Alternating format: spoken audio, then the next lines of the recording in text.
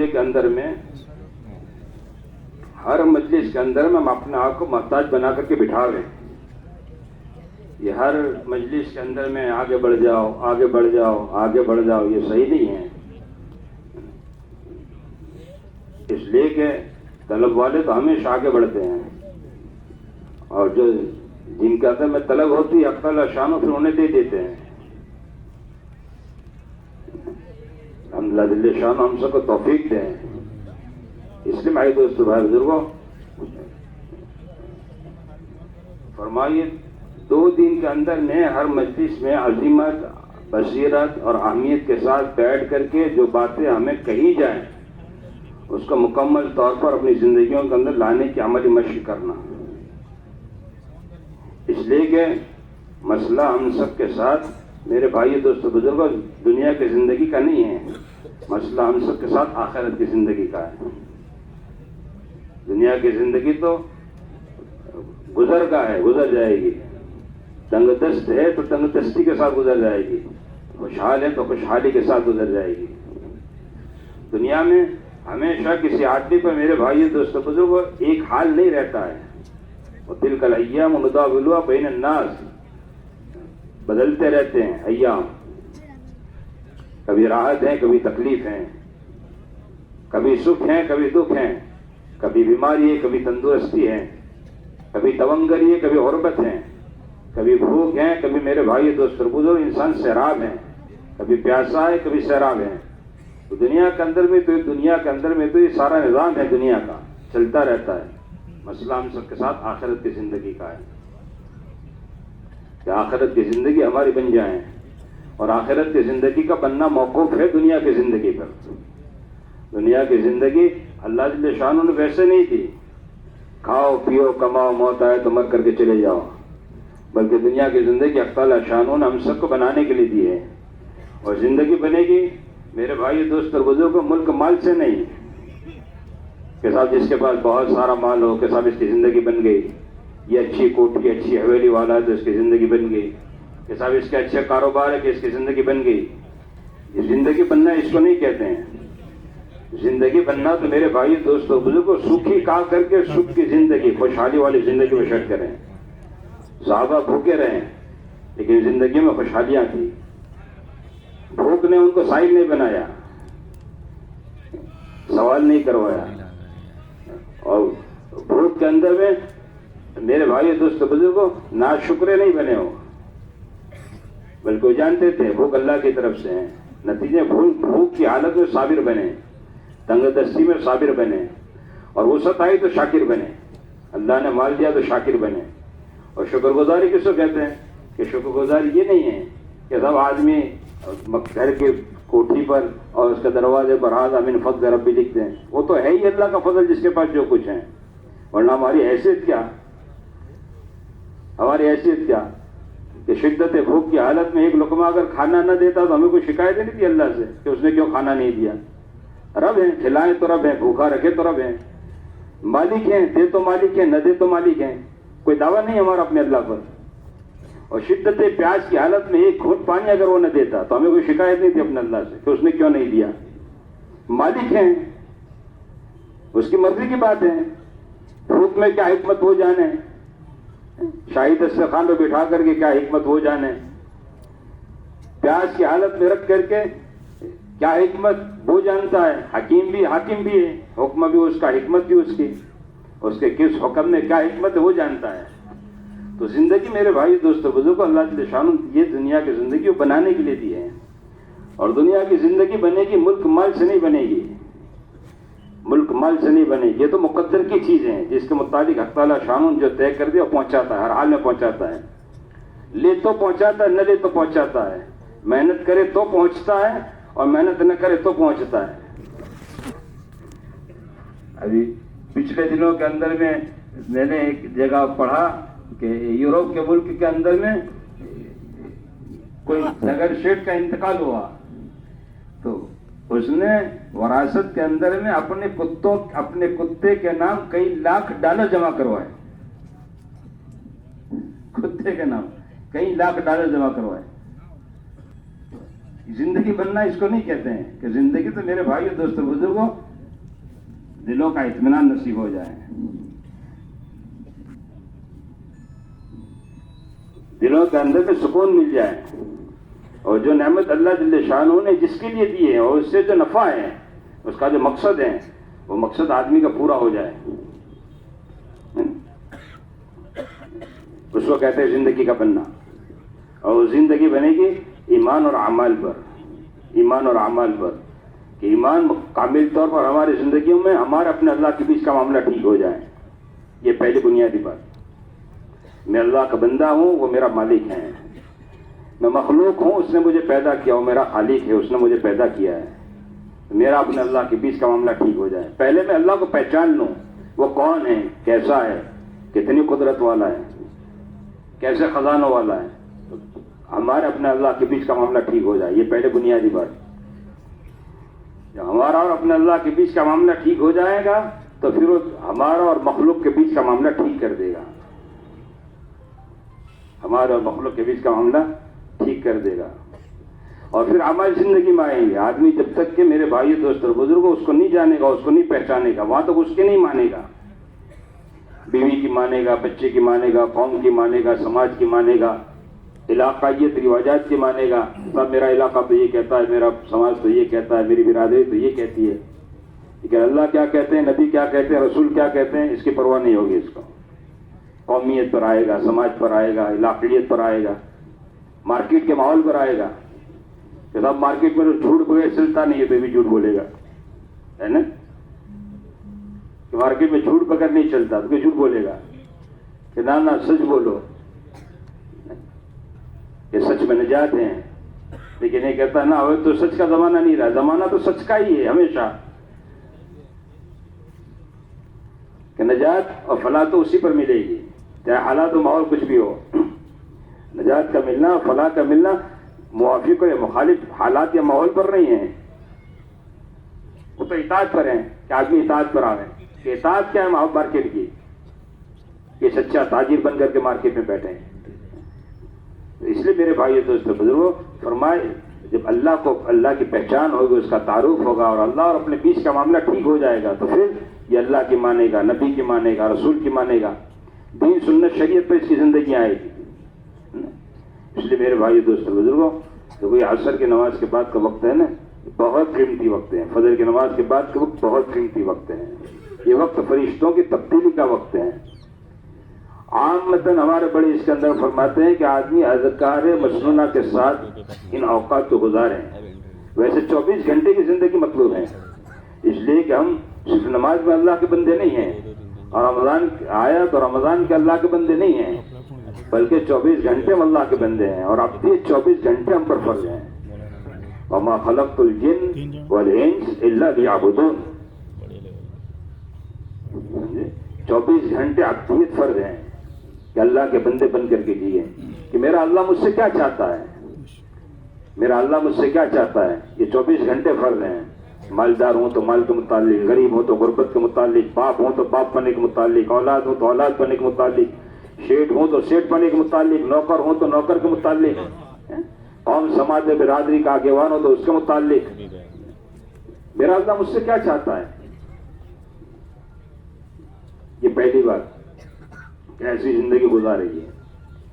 اس لیے میرے بھائی دوستوں بزرگ، آپ کے 24 گھنٹے فرض ہیں. 24 گھنٹے ہی اللہ کا بندہ بن کر کے جیے. صرف نماز روزے تک کی بات نہیں ہے، یا صاحب استطاعت ہے تو حج تک کی بات نہیں ہے، یا اللہ نے مال دیا زکوٰۃ دے دی قصہ ختم ہو گیا وہاں تک کی بات نہیں ہے. بلکہ 24 گھنٹے صبح اٹھنے سے لے کر سونے تک، سونے سے لے کر اٹھنے تک، صبح سے شام تک، زندگی سے پیدائش سے لے کر کے موت تک، میرا اللہ مجھ سے کیا چاہتا ہے، اس کو سامنے رکھ کر کے آدمی زندگی بشر کرے. اور اس کے اندر میرے بھائی دوست بجھ جائے، نماز فرض ہیں، صاحب نصاب زکوٰۃ فرض ہیں، رمضان کے روزے فرض ہیں، استطاعت ہیں تو حج فرض ہیں. وہیں میرے بھائی دوست اور بزرگوں، 24 گھنٹے کی زندگی عبدیت کے ساتھ گزرے، یہ بھی اس پر فرض ہے.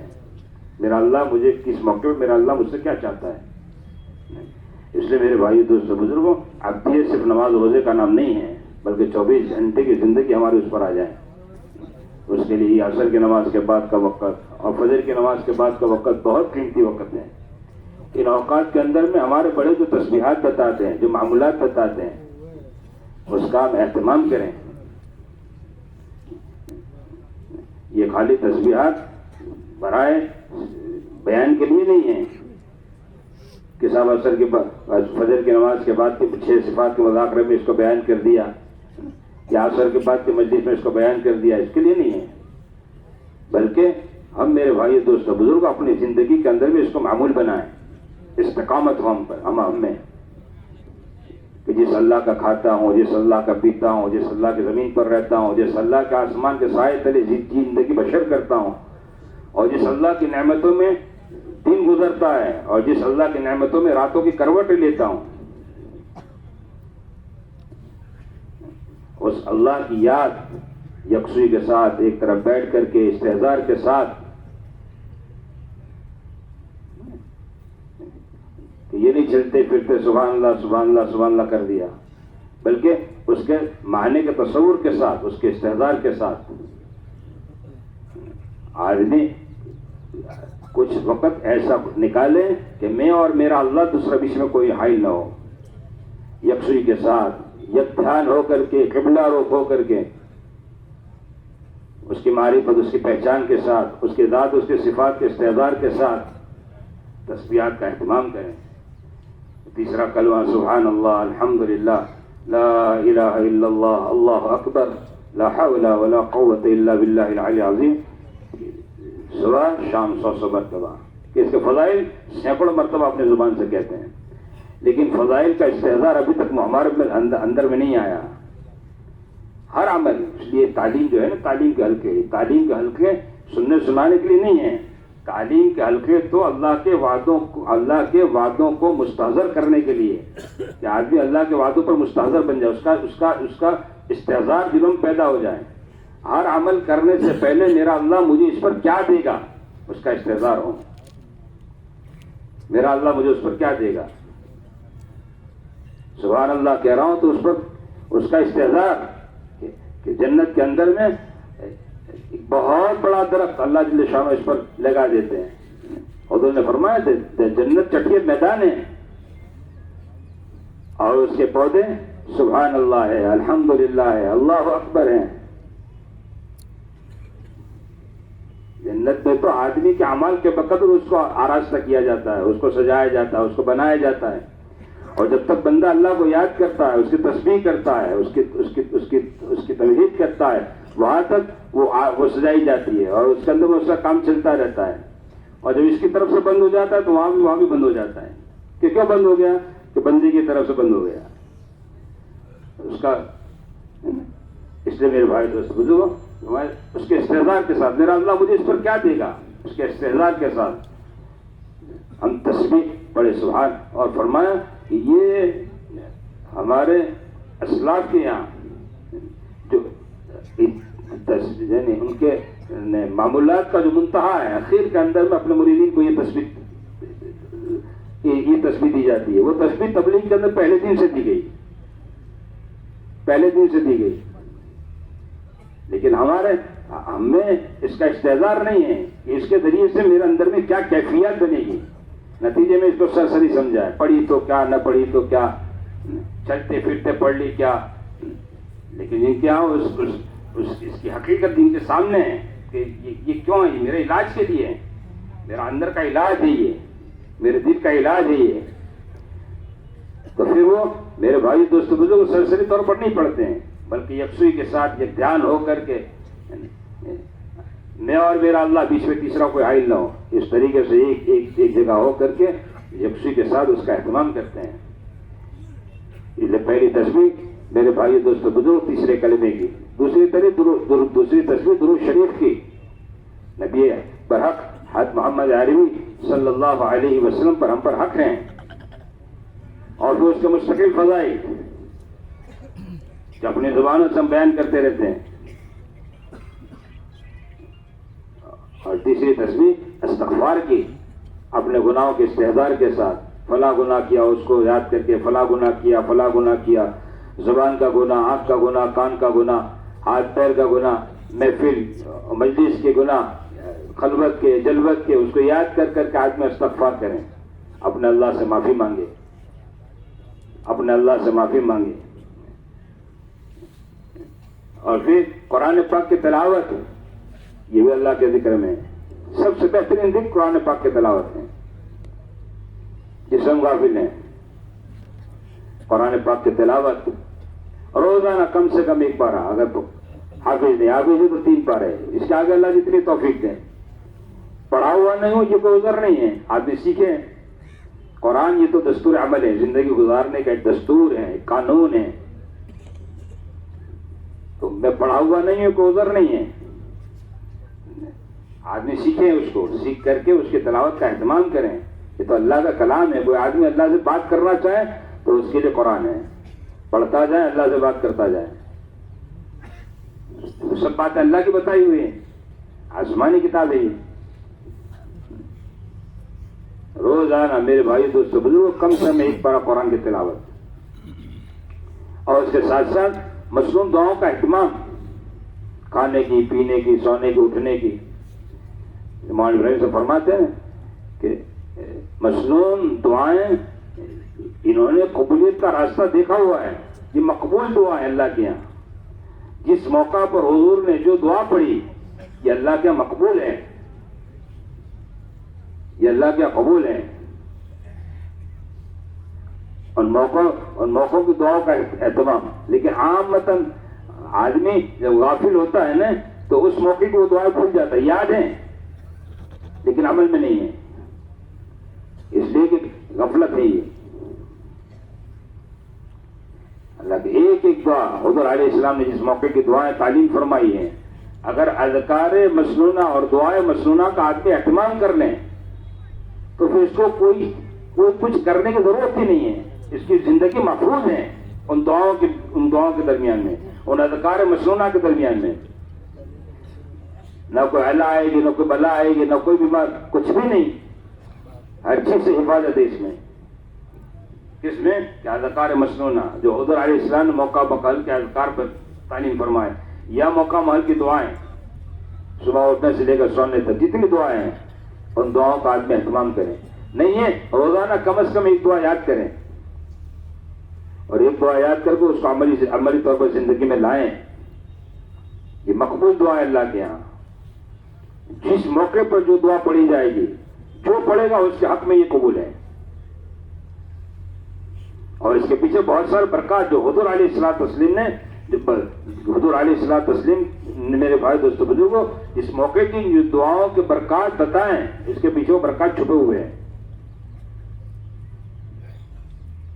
اس لیے موقع کی دعاؤں، مسنون دعاؤں کا اہتمام. یہ نہیں کہ آدمی غفلت کے ساتھ زندگی گزارے. اس کے لیے میرے دوستوں بھائی بزرگوں فرمائے اس کو عملی طور پر زندگی میں لانے کی ضرورت ہے. کہ عملی طور پر زندگیوں کے اندر میں آئے گی تو پھر زندگیاں خوشحال بن جائے گی، اور زندگیوں کو اللہ جل شانہ دلوں کے اندر میں اطمینان پیدا کر دے گا. اللہ بذکر اللہ تطمئن القلوب، اللہ کی یاد ہی ہے جو انسان کے اندر میرے بھائی دوستوں بزرگوں فرمایا اطمینان، دلوں کے اندر میں اطمینان لا سکتی ہے. باقی یہ آدمی سوچے کہ اطمینان قلب کے لیے دنیا بھر کے اسباب مہیا کر لوں، تو ان اسباب کے اندر بھی اطمینان قلب نہیں ہے. آدمی ایئر کنڈیشن اور اے سی روم کے اندر میں، اچھے بیڈ روم کے اندر میں، اچھے بیڈ پر میرے بھائی دوستوں بزرگ اچھی بیڈ شیٹ اور وہ ساری چیزیں تو مہیا کر سکتا ہے. اور وہ اے سی اور کنڈیشن روم کے اندر میں اس کے اوپر کی چمڑی تو ٹھنڈی ہو سکتی ہے، لیکن اس کا دل ٹھنڈا نہیں ہو سکتا. دل ٹھنڈا کرنے کے لیے اور دلوں میں اطمینان لانے کے لیے تو اللہ کا ذکر ہے، اللہ کی یاد ہے. اور یہ بہت بڑا اللہ بھی ذکر، اور یہ بہت بڑی بات ہے. اللہ کا ذکر بہت بڑا ہے، اللہ کی یاد بہت بڑی ہے. اور جب تک بندہ اپنے اللہ کو یاد کرتا ہے، اللہ جل شانہ بھی اس کو یاد کرتے ہیں، اللہ بھی اس کو یاد کرتے ہیں. وَاذْكُرُونِي أَذْكُرْكُمْ، یہ محفلوں میں یاد کرتا ہے اللہ جل شانہ، فرشتوں کی محفلوں میں اس کو یاد کرتے ہیں. تنہائی میں یاد کرتا ہے اللہ اس کو تنہائی میں یاد کرتے ہیں. اس لیے میرے بھائی دوستوں بزرگ یہ وقت بہت قیمتی وقت ہیں. اس لیے ہماری گزارش ہے پورے مجمع سے ابھی وقت آدھے گھنٹے کا اذان کو پہلے بیٹھ کر کے تسلی سے بیٹھ کر کے اپنی تسبیحات کو پورا کریں.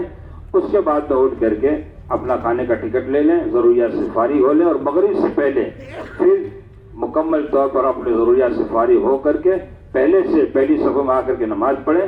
اور نماز کے بعد میرے بھائیو دوستو بزرگ خود بیٹھیں اور اپنے آجو بازو بیٹھے ہوئے کندھوں پر ہاتھ رکھ کر آگے کر لیں, پیچھے کا رخ نہ کریں. یہ صحیح نہیں ہے, یہ بے طلبی ہے. گھر چھوڑا, کاروبار چھوڑا, اور اپنا مکمل سارا 24 گھنٹے کا نظام چھوڑا, اور اس اللہ نے توفیق دی یہاں تک آنے کی, اور اپنی مرضی سے آئیں, اپنی مرضی سے آئیں کہ صاحب چلو اجتماع میں آگے ایسا ہے, تو وہاں سے اللہ جل شانہ کی توفیق شامل حال ہوئی. وما تشاؤون الا ان شاء اللہ. وہ نہ چاہتا تو ہم نہ آتے یہاں, لیکن ہم نے چاہا, اس نے بھی چاہ لیا, تو پھر ہم یہاں تک آ گئے. اب یہاں آئے اور یہاں آ کر کے پھر میرے بھائی دوست اور بزرگ اپنی ترتیب پر یہاں ہم اپنا وقت گزاریں, تو پھر کیسے ہم اجتماع سے فائدہ اٹھا سکتے ہیں؟ کہ اجتماع سے فائدہ تو اسی وقت مل سکتا ہے جب اجتماع کے جو آداب اور اجتماع کا جو میرے بھائی دوست بزرگ جس موقع کی جو مجلس ہیں اس کے اندر میں آدمی طلب کے ساتھ, ادب کے ساتھ, اہمیت کے ساتھ, عظیمت کے ساتھ, بصیرت کے ساتھ, کہ یہ پوری مجلس کو فرشتے گھیرتے ہیں, اور پوری مجلس کو گھیر کر کے پھر اللہ جل شانہ کیا مجلس کے بعد جا کر کے پوری کارگزاری سناتے ہیں, اور پھر اللہ جل شانہ اس پر مغفرت کے فیصلے کرتے ہیں, اعلان کرتے ہیں, اے مجلس سے بیٹھنے والوں تمہاری مغفرت کا ہمارا عقیدہ ہے اس پر. اس لیے عقیدہ ہے کہ حضور نے فرمایا یہ ہے نا, ہمارا عقیدہ ہے اس پر, حضور نے فرمائی یہ بات, اور حضور کی فرمائی بات حق ہے, سچ ہے نا. اس لیے میرے بھائی دوستوں کو ہر مجلس کے اندر میں خود بھی یہ صحیح نہیں ہے کہ نماز کے بعد 10-15 منٹ تک مجمع کو جوڑنا پڑے, بلانا پڑے. یہ صحیح ترتیب نہیں ہے, یہ بے ادبی ہے, بے طلبی ہے. اور بے طلبوں کو میرے بھائی دوستوں بزرگ کچھ بھی نہیں ملتا. ابو طالب نام کیا تھا, لیکن کیا ہوا ہے نا, ہدایت ملی کہ نہیں ملی. اس لیے میرے بھائی دوستوں بزرگوں ہماری گزارش ہے پورے مجمع سے, اپنے گھر بار کو, اپنے کاروبار کو, اپنے 24 گھنٹے کے سارے نظام کو چھوڑ کر کے آئے. اللہ نے پہنچایا, اب یہاں پورے ادب کے ساتھ, اہمیت کے ساتھ, عظیمت کے ساتھ ہر مجلس میں اگلی صفوں میں نماز کے پڑھنے کے ساتھ خود بھی ہر مجلس میں جڑیں, اور اپنے مجمع کو بھی آگے لے کر کے بڑھنے کی کوشش کریں گے انشاءاللہ. اللہ جل شانہ توفیق دیں, اور ہم سب کو اللہ جل شانہ یہاں آنے کو قبول فرمائے. اب بیٹھ کر کے اپنے اذکار, اپنے معمولات کو پورا کر لیں, اور اس کے بعد جیسے عرض کیا کہ اٹھنے کے بعد پہلا اپنے کھانے کا پاس لے لیں, اور اس کے بعد مغرب سے پہلے اپنے ضروریات سے فارغ ہو کر کے اگلی صفوں میں آ کر کے دعاؤں کا اہتمام کریں. مغرب کی نماز کے بعد پھر جم کر کے جڑ کر کے بیٹھنا انشاءاللہ. سبحان اللہ.